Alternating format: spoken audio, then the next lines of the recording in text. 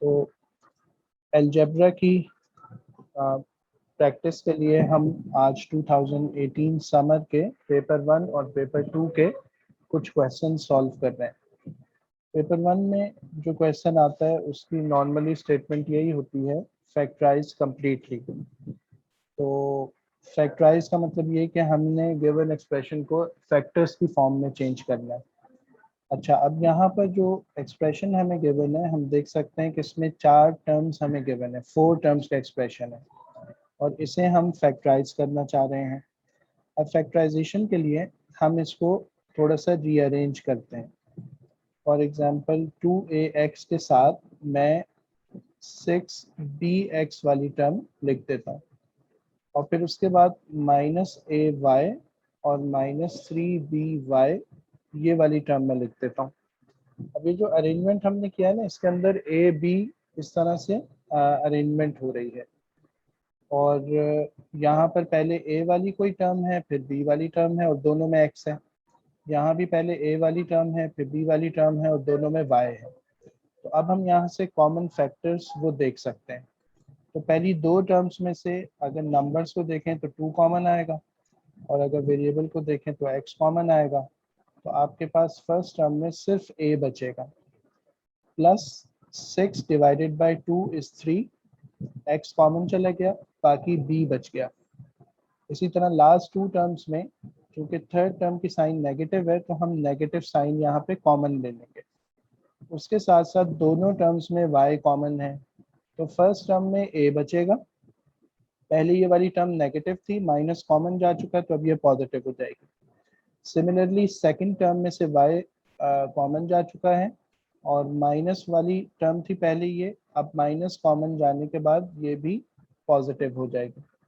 तो जब हम किसी नेगेटिव टर्म को कॉमन ले लेते हैं तो फिर उससे ये होता है कि जो भी टर्म्स होती हैं जिनमें से माइनस के साथ कॉमन दिया गया हो, उन दोनों की साइन चेंज हो जाती है। तो पहले नेगेटिव थी, अब ये पॉजिटिव हो गई है। अब इसके बाद हम एक ब्रैकेट को कॉमन कर सकते हैं जो कि दोनों में कॉमन फैक्टर है। ये हमारी फर्स्ट टर्म है, इसमें 2 फैक्टर्स हैं। माइनस के बाद ये पूरी हमारी सेकंड टर्म है, इसमें भी 2 फैक्टर्स हैं और दोनों में एक फैक्टर कॉमन है, उसको कॉमन कर लिया। फर्स्ट टर्म में 2x बच गया, माइनस के बाद सेकंड टर्म में y बच गया। तो इस तरह हमने गिवन एक्सप्रेशन को which was 2ax minus 3by plus 6bx minus ay 2 factors की फॉर्म में कन्वर्ट करके यहाँ पे आंसर लिख दिया। इस तरह के क्वेश्चन आप देखेंगे कि आपको पेपर 1 में नॉर्मली हर साल मिल जाता है। फिर इसके बाद पार्ट बी में चलते हैं। यहाँ पर भी वही स्टेटमेंट है कि हमें फैक्टराइज करना है। फैक्टराइजेशन के लिए हम देख सकते हैं कि यहाँ पे 2 टर्म्स हैं और उनके दरम्यान में नेगेटिव का साइन लगा हुआ है। तो यहाँ पर हम जो है ना ए स्क्वायर माइनस बी स्क्वायर को अप्लाई करने की कोशिश करेंगे, लेकिन उससे पहले दोनों में कुछ कॉमन फैक्टर है, उसको कॉमन ले लेते हैं। तो 3 दोनों में कॉमन है। फर्स्ट टर्म में बचेगा 9x स्क्वायर और सेकंड टर्म में y स्क्वायर बच जाएगा। अब 3 को एज इट इज रखते हुए हम यहाँ पर फॉर्मूला अप्लाई करते हैं first term square minus second term square का। फर्स्ट टर्म यहाँ पर 3x बन जाएगी, सेकंड टर्म यहाँ पर y बन जाएगी। तो आपके पास 3 times first term plus second term और first term minus second term की फॉर्म में आंसर आ जाएगा। फर्स्ट टर्म 3x है, दोनों जगह एज इट इज लिखेंगे। सेकंड टर्म y है, दोनों जगह एज इट इज लिखी जाएगी। तो final answer first factor is 3, second factor is 3x plus y and last factor is 3x minus y। तो इस तरह गिवन एक्सप्रेशन को हमने फैक्टराइज कर दिया है। अच्छा, ये इसका पेपर 1 था, उससे रिलेटेड क्वेश्चन था। अब हम 2018 समर का पेपर 1-2 देख रहे हैं, उसके अंदर भी इसी तरह का क्वेश्चन है। पार्ट ए की स्टेटमेंट है फैक्टराइज, तो हमने इसे फैक्टराइज करना है। यहाँ पर जो 2 टर्म्स लिखी हुई हैं उनमें कुछ कॉमन नहीं है, अलबत्ता हम एक फार्मूला अप्लाई कर सकते हैं, first term square minus second term square. 25 लिखा हुआ है जो कि 5 का स्क्वायर होता है, टी स्क्वायर लिखा हुआ है जो कि टी का स्क्वायर है। माइनस के बाद 4 लिखा हुआ है जो 2 का स्क्वायर है। तो अब आपके पास जो आंसर आएगा वो first term plus second term और first term minus second term आएगा। फर्स्ट टर्म का मतलब यहाँ पर 5t होगा, दोनों जगह लिख देंगे। सेकंड टर्म का मतलब 2 होगा, तो first term plus second term, first term minus second term. इस तरह गिवन एक्सप्रेशन के दो फैक्टर्स बन गए क्योंकि हमने यहाँ पर लिख दिए। अब इसके बाद इससे नेक्स्ट पार्ट में आपके पास अगेन 4 टर्म्स गिवन है और फिर हमने उनको दो दो का पेयर बना के फैक्टराइज करना है। तो हम ये करते हैं कि यहाँ पर पहले एक्स स्क्वायर के साथ -3xy लिख लेते हैं, फिर -6x के साथ 18y लिख लेते हैं। अब जो पहली दो टर्म्स हैं उसमें से हम देखते हैं क्या कॉमन है। एक में कोफिशिएंट 1 है, दूसरे में 3 है, तो नंबर्स में कुछ कॉमन नहीं है। वेरिएबल्स में देखें तो x कॉमन है, फिर y में कुछ कॉमन नहीं है। तो x को कॉमन लेने के बाद फर्स्ट टर्म में x बचेगा, -3y ये वाला ये फैक्टर बचेगा x कॉमन जाने के बाद। फिर इसके बाद अगली दो टर्म्स को देखा जाए तो आपके पास थर्ड टर्म ये वाली जो टर्म है नेगेटिव है, तो आपको माइनस कॉमन लेना पड़ेगा। नंबर्स में से 6 कॉमन आएगा, फर्स्ट टर्म में x बचेगा। इससे अगली टर्म पॉजिटिव थी, माइनस कॉमन लिया तो उसकी साइन चेंज हो जाएगी, पॉजिटिव से नेगेटिव हो जाएगा। 18 डिवाइडेड बाय 6 इज 3 और y उसके साथ एज इट इज आ जाएगा। अब आपके पास उसी तरह से दो टर्म्स हैं, फर्स्ट टर्म और सेकंड टर्म। दोनों में एक फैक्टर कॉमन है, उसको कॉमन ले लेते हैं। फर्स्ट टर्म में x बचेगा, -6 ये सेकंड टर्म में बचेगा। तो इस तरह हमारे factors x -3y into x -6 बच गया। इससे आगे चलते हैं। अब ये पेपर 2-1 है 2018 समर का। ये पेपर 2 है तो इसमें हम देखेंगे लॉन्गर क्वेश्चन आते हैं। तो क्वेश्चन नंबर 3 ये ज़्यादातर अलजेब्रा से रिलेटेड है, तो हम इसको ट्राई कर लेते हैं। क्वेश्चन नंबर 3 का पार्ट ए, इसमें कह रहे हैं सॉल्व। सॉल्व की जब हमें स्टेटमेंट मिलेगी तो इसका मतलब हम पहले भी देख चुके हैं कि अलजेब्रा में सॉल्व का मतलब होता है कि find the value of the variable. तो जो भी वेरिएबल हो या अननोन हो उसकी वैल्यू हमें फाइंड करनी होती है। यहाँ पर एक अल्फ़ाबेट या लेटर पी लिखा हुआ है, इस पी की वैल्यू हम फाइंड करके दिखाएंगे। सबसे पहले लेफ्ट हैंड साइड पर 4 मल्टीप्लाई हो रहा है, इसको मल्टीप्लाई कर देते हैं। 4p - 12 is equal to 12p + 7। अब हम 4p के पास 2p को ले आते हैं और 7 के पास हम 12 को मूव कर देते हैं, तो आपके पास आ जाएगा 2p इज इक्वल टू 19। अब इसके बाद p की वैल्यू फाइंड करने के लिए हम 19 को 2 से डिवाइड कर देंगे, so p will be equal to 9.5। Decimals में भी लिख सकते हैं और फ्रैक्शन भी इसकी बनाकर हम लिख सकते हैं 9 होल 1/2। दोनों आंसर्स करेक्ट होंगे। तो आमतौर पे अगर आपको पेपर 2 आप देखेंगे तो आपको इस तरह का क्वेश्चन मिलेगा जिसमें एक इक्वेशन सिंपल से दी होती है और उसको सॉल्व करना होता है। अब ये जो इक्वेशन है ये जहन में रखें कि ये लीनियर इक्वेशन है। लीनियर इक्वेशन क्या होती है? जिसमें मैक्सिमम पावर ऑफ वेरिएबल वो आपके पास 1 होती है। जब हम इसे एल्जेब्रिकली सॉल्व करेंगे जैसे अभी हमने किया तो हमें हमेशा एक आंसर मिलेगा। लीनियर इक्वेशन है, मैक्सिमम पावर 1 है, तो एक ही सॉल्यूशन भी हमें मिलेगा, एक से ज़्यादा सॉल्यूशंस नहीं मिलेंगे। सेकेंडली, अगर आप ये तो मैं कह रहा था ना एल्जेब्रिकली सॉल्व करेंगे तो क्या होगा, तो मैं यहाँ लिख भी देता हूँ कि अगर हम एल्जेब्रिकली इसे सॉल्व करेंगे, एल्जेब्रिकली सॉल्यूशन या algebraic solution gives only one solution और इस सॉल्यूशन को हम रूट पी कहते हैं। तो वेरिएबल की सिर्फ एक वैल्यू आंसर में आएगी, एक रूट आंसर में आएगा। अच्छा, अगली बात ये है कि अगर हम इसका ग्राफ बनाएंगे, थोड़े दिन में हम ग्राफ का टॉपिक स्टार्ट करेंगे, तो उसमें हम देखेंगे कि जब इस तरह की इक्वेशन का ग्राफ बनाया जाता है तो हमें ग्राफ में हमेशा एक स्ट्रेट लाइन मिलती है, यानी कर्व नहीं मिलता। तो वो स्ट्रेट लाइन भी ये शो कर रही होती है कि एक लीनियर इक्वेशन है, यानी लाइन की इक्वेशन।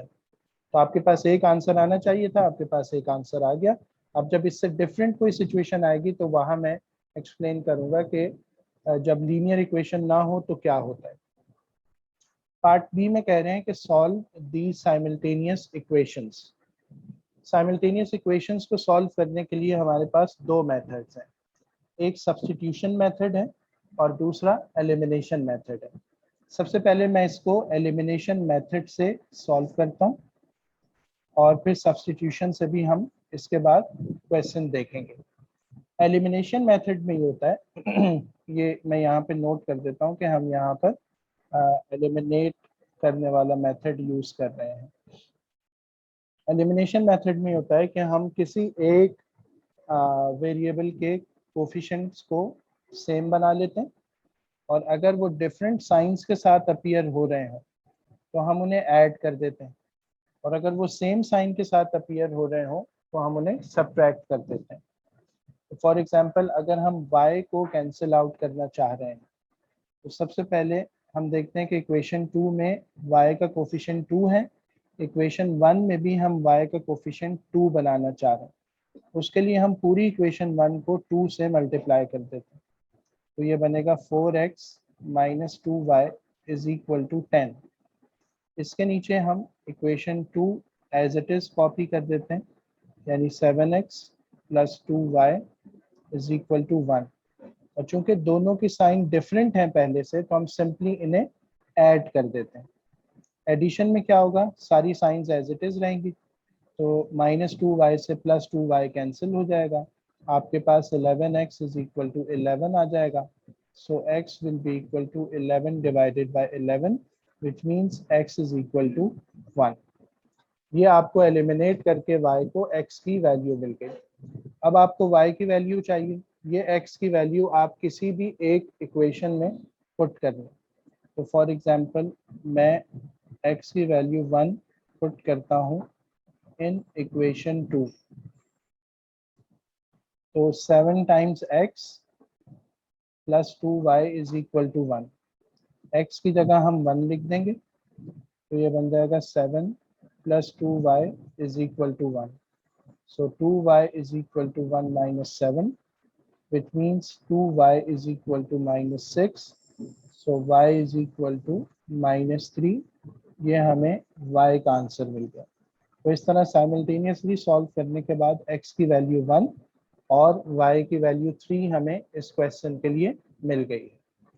ये साइमल्टेनियस इक्वेशंस को सॉल्व करने का एक मेथड है जो एलिमिनेशन कहलाता है। इसके बाद मैं किसी वक्त जब क्वेश्चन कराऊंगा तो उसमें मैं सब्स्टिट्यूशन का मेथड भी एक्सप्लेन कर दूंगा, वो इससे भी ज़्यादा आसान है। पार्ट सी में कह रहे हैं सिंप्लीफाई दिस एक्सप्रेशन या दिस इक्वेशन, दिस फ्रैक्शन। इसकी सिंप्लीफिकेशन के लिए हम ये करते हैं कि सबसे पहले हम न्यूमरेटर को देखते हैं, न्यूमरेटर को और डिनोमिनेटर दोनों को मैक्सिमम फैक्टराइज कर लेते हैं। न्यूमरेटर में हमें m कॉमन मिल रहा है, तो m कॉमन लेने के बाद ब्रैकेट में m प्लस 3 बचेगा। डिनोमिनेटर का जो एक्सप्रेशन है उसमें हम मिडिल टर्म ब्रेक करेंगे, तो आपके पास यहाँ पर m स्क्वायर का कोफिशिएंट 2 है, ये मल्टीप्लाई होगा -3 से, तो आपके पास आंसर -6 आ जाएगा।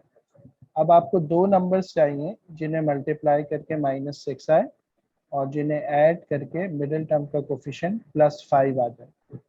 तो हम यहाँ पर +6 और -1 ये दो नंबर सिलेक्ट कर लेते हैं। मल्टीप्लाई करेंगे -6 आएगा और 6 में -1 ऐड करेंगे तो +5 आंसर आएगा। इस तरह 2m स्क्वायर और -3 एज इट इज रहा, +5m दो पार्ट्स में ब्रेक हो जाएगा, +6m and minus of m। तो numerator as it is m times m plus 3, denominator में हम 2m को कॉमन कर लेते हैं, so m plus 3, then -1 common m plus 3, और फिर इसके बाद हम न्यूमरेटर अभी एज इट इज रहेगा, डिनोमिनेटर में फर्दर m+3 कॉमन आ जाएगा, तो आपके पास फर्स्ट टर्म में 2m और सेकंड टर्म में -1 बचेगा। अब यहाँ पर m+3 से कैंसिल हो जाएगा, तो आपके पास most simplified form m divided by 2m-1 बचेगी। तो ये आपका आंसर होगा m डिवाइडेड बाय 2m-1। अब इसके बाद इसका लास्ट पार्ट है जो कि अलजेब्रा से तो रिलेटेड नहीं है, लेकिन ये वेरिएशन का टॉपिक है जो इससे पहले हम पढ़ चुके हैं, तो इसको भी हम साथ में कंप्लीट कर लेते हैं। स्टेटमेंट गिवन है b is directly proportional to the cube of a। Mathematically it means b is directly proportional to the cube of a। तो a क्यूब के डायरेक्टली प्रोपोर्शनल है b। अगर हम इसे इक्वेशन में कन्वर्ट करना चाहें तो राइट हैंड साइड को हम k से मल्टीप्लाई करके इक्वेशन बना लेंगे। So equation becomes b is equal to k times a cube. अच्छा, अब आपको k की वैल्यू फाइंड करने के लिए एक इंफॉर्मेशन गिवन है which is b is equal to 4 when a is equal to 2। तो b की जगह हम 4 रख देते हैं और a की जगह हम 2 रिप्लेस कर देते हैं। So 4 is equal to k times 8. So k is equal to 4 divided by 8, which means k is equal to 1/2. तो अब आपके पास जो इक्वेशन थी उसकी असल फॉर्म ये बन जाएगी कि b is equal to a cube upon 2। k की वैल्यू हमने 1/2 रिप्लेस कर दी। नेक्स्ट कह रहे हैं कि find b when a is equal to 5। b की वैल्यू हमें फाइंड करनी है when we replace a as 5। तो a की जगह 5 रिप्लेस कर देते हैं, 125 डिवाइडेड बाय 2, तो आपके पास 62.5 ये b का आंसर आ जाएगा और इसे हम फ्रैक्शन में भी लिखकर शो कर सकते हैं। तो इस तरह ये पार्ट इस तरह कंप्लीट हो गया। तो ये पेपर 2 का अलजेब्रा का क्वेश्चन था जिसमें टोटल 4 पार्ट्स थे और उसमें कोई ज़्यादा मुश्किल काम नहीं था, लेकिन इसी तरह के क्वेश्चंस वो नॉर्मली अलजेब्रा में आते हैं, रिपीट होते हैं। अब ये आ रहा है वर्ड प्रॉब्लम वाला क्वेश्चन जो कि एक फुल फ्लैच अलजेब्रा का क्वेश्चन होता है और स्पीड, डिस्टेंस, टाइम या कोई रेट वगैरह उनको रिलेट करके अलजेब्रा में हमें इस तरह के क्वेश्चन वो देखने को मिलते हैं।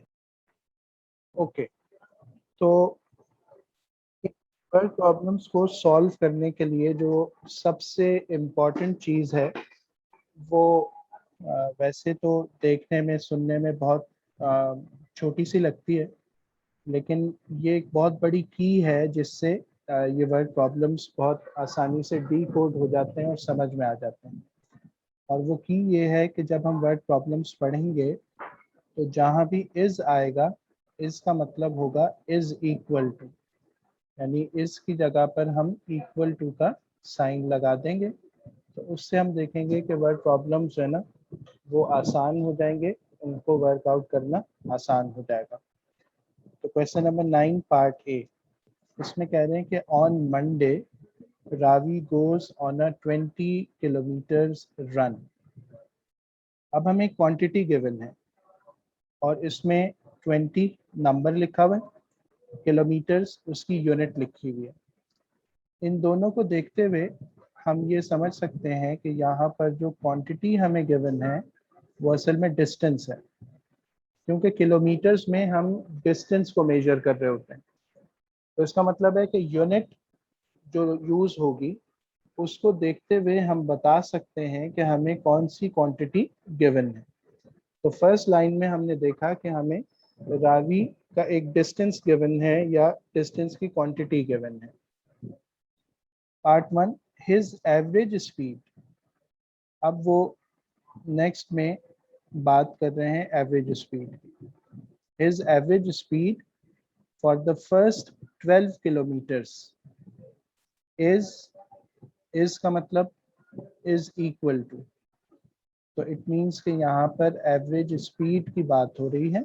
एवरेज स्पीड इज यानी average speed is equal to x kilometres per hour. Average speed हमें गिवन है x किलोमीटर्स पर आवर, लेकिन ये जो एवरेज स्पीड हमें गिवन है ये किस डिस्टेंस के लिए गिवन है? First 12 kilometres. तो इट मीन्स के इस एवरेज स्पीड के अगेंस्ट में जो डिस्टेंस की वैल्यू है वो टोटल 20 नहीं है, बल्कि फर्स्ट 12 किलोमीटर्स की बात हो रही है। नेक्स्ट हमें कहा जा रहा है कि हमने क्या करना है, कहा जा रहा है कि write down N expression in terms of x for the time taken. हमें एक्सप्रेशन टाइम टेकन के लिए लिखना है for the first 12 kilometres. Distance को दोबारा बता दिया गया कि 12 किलोमीटर्स के डिस्टेंस के लिए हमें टाइम टेकन का एक्सप्रेशन लिखना है। Give your answer in minutes, और साथ साथ ही कहा जा रहा है कि आपके पास जो आंसर आना चाहिए वो मिनट्स में होना चाहिए। अच्छा देखें, सबसे पहली बात तो ये है कि जो बेसिक रिलेशन है which connects speed with distance and time, it is speed is equal to distance divided by time। यहाँ से अगर मैं टाइम का एक्सप्रेशन बनाना चाहूँ तो वो हमें मिलेगा डिस्टेंस डिवाइडेड बाय स्पीड। इससे हमें टाइम का एक्सप्रेशन मिल जाएगा। सो इट मीन्स कि time will be equal to distance, which is 12 kilometers, divided by the average speed, which is x। अब जब हम डिस्टेंस किलोमीटर्स में और टाइम किलोमीटर्स पर speed time kilometre per our में पुट करेंगे तो जो टाइम हमें यहाँ पे मिल रहा होगा ना वो आवर्स में मिलेगा। और आवर्स में अगर कोई टाइम गिवन हो और उसे हमें मिनट्स में कन्वर्ट करना हो तो सिंस 1 आवर हैज 60 मिनट्स, तो हम सिंपली ये करेंगे कि जो टाइम की वैल्यू हमें मिल रही है उसको हम 60 से मल्टीप्लाई कर देते हैं, तो the time of hour will be converted into minutes. अब न्यूमरेटर के दोनों नंबर्स को हम मल्टीप्लाई कर देते हैं, तो 720 अपॉन एक्स, ये हमें आंसर दे देगा इन मिनट्स। ये टाइम का एक्सप्रेशन बन गया मिनट्स के लिए। Okay, next part, his average speed for the final 8 kilometers of the run is 1.5 kilometers per hour slower than for the first 12 kilometers। First 12 kilometres के लिए उसकी एवरेज स्पीड x थी, final 8 kilometres के लिए उसकी speed 1.5 kilometres per hour slower है। तो it means कि हमें एवरेज स्पीड बताई जा रही है कि एवरेज स्पीड इज यानी is equal to the speed of first 12 kilometres was x and it was slower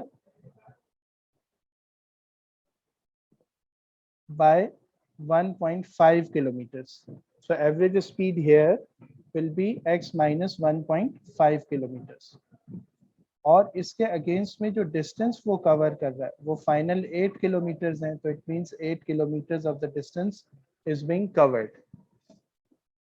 ये बिल्कुल ऐसे ही है जैसे हम किसी हाईवे पर जा रहे हों और गाड़ी की स्पीड 90 किलोमीटर्स पर आवर हो और उस हाईवे पे हमें स्पीड लिमिट नज़र आ जाए 80 किलोमीटर्स पर आवर, तो हम अपनी गाड़ी की speed 10 kilometres per our slow कर लेंगे।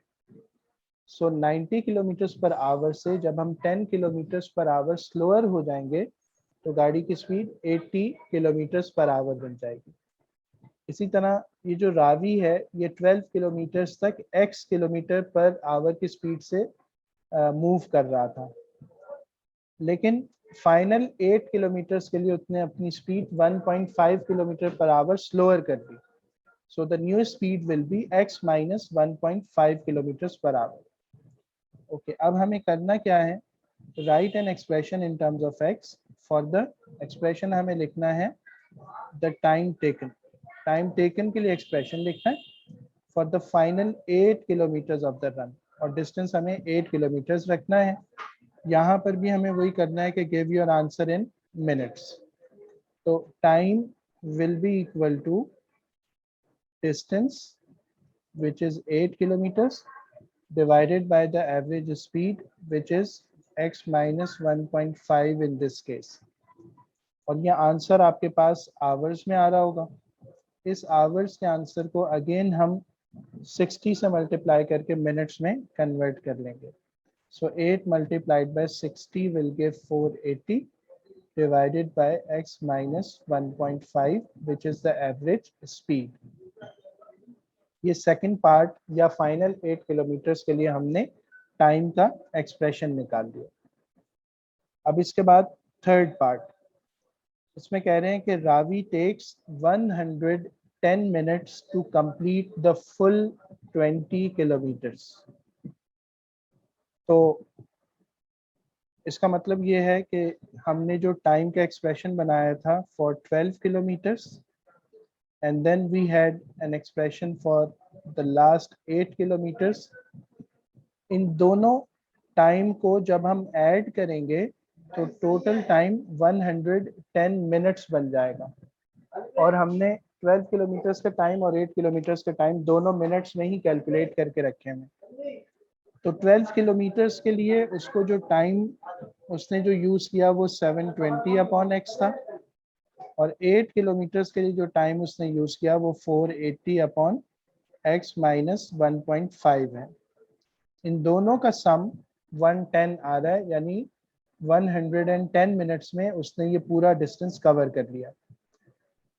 करना क्या है हमें, form an equation in x, वो बन गई है। एंड शो दैट मीन्स हमें प्रूव करना है। We have to prove that this equation which has been written here simplifies to this form. इस फॉर्म में ये सिंप्लीफाई हो जाएगी। तो हम इसको सिंप्लीफाई करना शुरू करते हैं। सबसे पहले लेफ्ट हैंड साइड पे दो एल्जेब्रिक फ्रैक्शंस हैं, ऐड हो रही हैं, तो ऑब्वियसली हमें यहाँ पर एलसीएम करना पड़ेगा। एलसीएम में डिनोमिनेटर के दोनों फैक्टर्स आ जाएंगे। 720 मल्टीप्लाई होगा x माइनस 1.5 से, और 480 मल्टीप्लाई हो जाएगा x से, and the term written on the right hand side is 110। अब हम 720 से मल्टीप्लाई कर देते हैं x माइनस 720 मल्टीप्लाइड बाय 1.5, ये आपको 1080 का आंसर देगा, plus 480x is equal to 110x multiplied by x minus 1.5। Next step में ये 480 और 720 आपस में ऐड हो जाएंगे, तो ये बन जाएगा 1200x माइनस 1080। वहाँ पे मल्टीप्लाई कर लेते हैं तो 110x square minus 165x।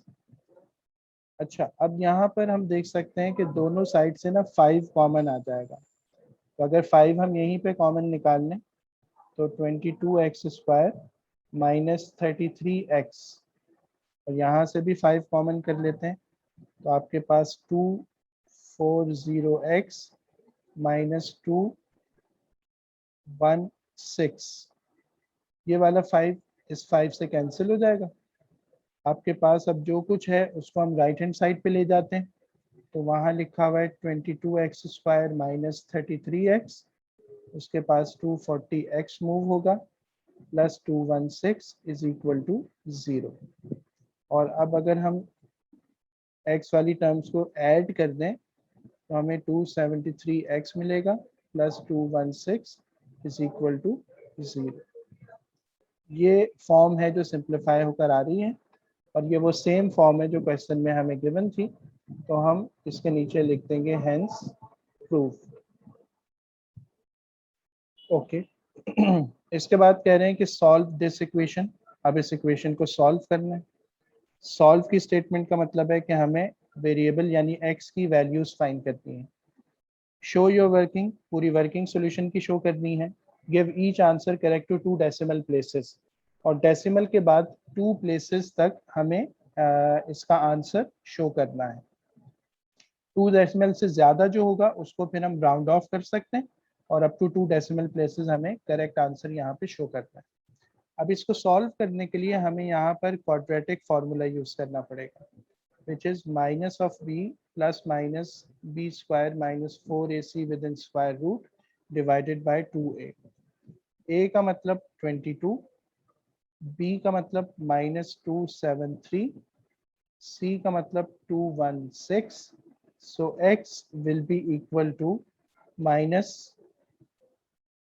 b की जगह -273, -273 का स्क्वायर, 4 इंटू ए का मतलब 22 और सी का मतलब 216 डिवाइडेड बाय 2a.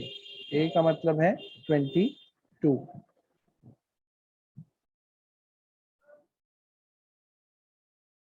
ओके, तो हमने इस पूरे सॉल्यूशन को वर्कआउट किया और दो आंसर्स हमारे पास आ रहे हैं 11.56 एंड 0.85 किलोमीटर्स पर आवर. यानी ये जो x है ये स्पीड को शो कर रहा है.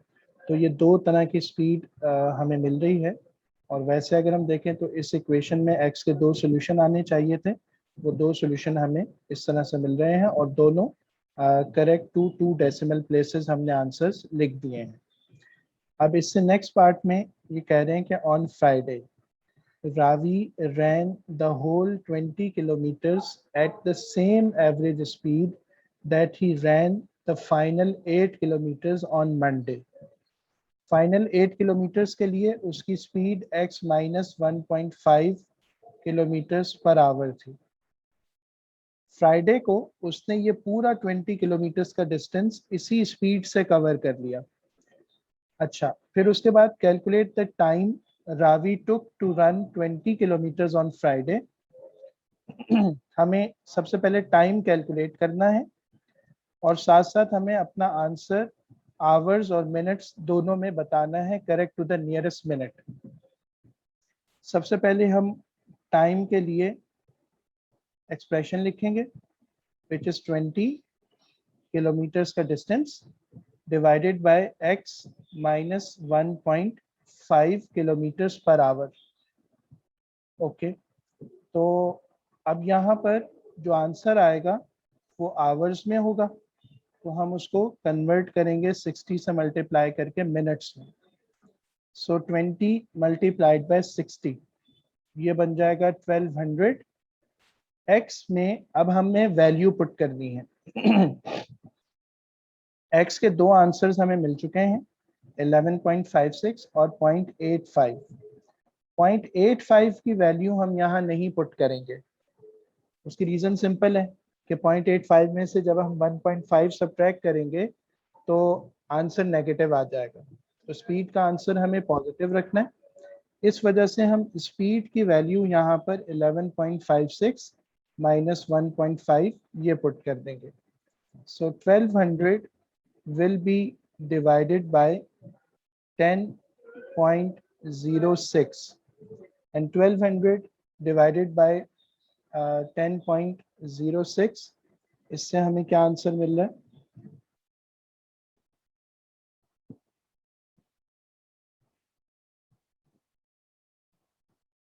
तो 119.28 ये आंसर आ रहा है. 119.28. 119.28 को चूंकि ये पूरा मिनट्स का आंसर है और correct to the nearest minute हमें लाना है, तो हमें इसे राउंड ऑफ करना होगा, एक होल नंबर बनाना होगा. तो 283 बनेगा और 3 को जब हम ड्रॉप करेंगे तो 119 मिनट्स ये हमें फाइनल आंसर मिल जाएगा. 119 मिनट्स को हम 60 प्लस 59 मिनट्स में चेंज कर लेंगे, क्योंकि 60 मिनट्स 1 आवर बन जाएंगे और उसके बाद जो बचेगा 59 मिनट्स वो हमारे सिंपल मिनट्स के तौर पर शो हो जाएंगे. तो इस तरह ये क्वेश्चन कंप्लीट हो गया अलजेब्रा का, जो हमने स्पीड, डिस्टेंस और टाइम का जो रिलेशन होता है उससे रिलेटेड हमने इसको समझा, इसको डिस्कस किया.